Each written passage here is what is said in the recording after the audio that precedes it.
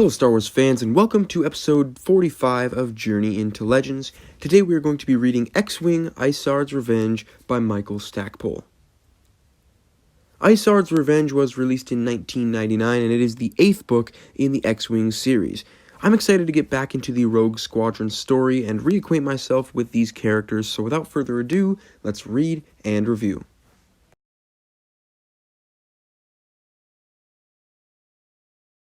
Alright, so this book follows Rogue Squadron's war against the Ciutric Hegemony and Prince Admiral Delac Krennel from the X-Wing Rogue Squadron comics. And overall, I thought this was a fun storyline to focus on for this standalone entry into the series. It was fun to see Krennel again, and other aspects from the comics returned as well, such as Nrin Vakul, the Quarren pilot, who was one of my favorites from the comics. The Hegemony as a setting was kind of boring, and there's a little side plot where Krennel promises sanctuary for aliens, and that kind of fell flat for me and didn't really lead to anything.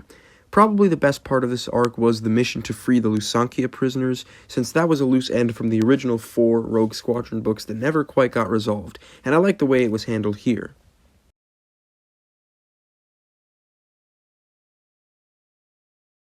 So the main takeaway from this book is the reemergence of Yasan Isard, who was thought dead at the Battle of Thyfera at the end of the Back to War.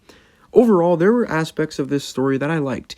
I thought the 2 Isards running around, one being real and one being a clone, was a fun little storyline, and the real Isard working with Rogue Squadron was neat, but other than that, this storyline feels completely unnecessary.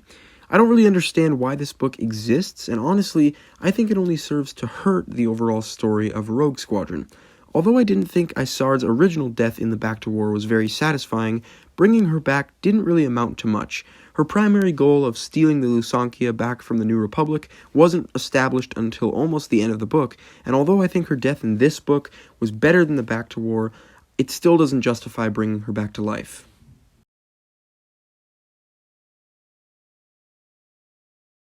So after the Wraith Squadron books, I was excited to get back to the Rogues, but honestly, this book didn't really do anything interesting with the characters.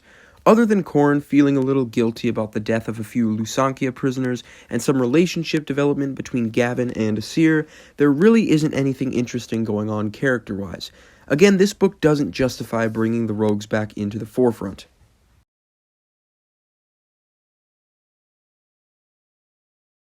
So overall, this book had some fun elements, such as the Lusankia prisoners storyline, bringing back elements from the Rogue Squadron comics, connecting to the Thrawn trilogy with the Battle of Bilbringi, and having 2 Isards running around, but other than a few highlights, this book just falls completely flat for me. I'm going to give this book a 74%, putting it at a tie with Wedge's Gamble. I don't think this book does enough to justify its own existence. Bringing Isard back was completely unnecessary, convoluted, and nothing interesting enough happened with her to justify the decision to bring her back. And the same goes with the Rogues. This book has a severe lack of character development, and because of that, I think this book completely wasted those characters. I don't think this book is bad per se, it was just extremely boring and unnecessary. Don't forget to like, comment, share, and subscribe, and stay tuned for my next video where I'll be finishing the X-Wing series for now with Book 9, Starfighters of Adumar. See ya.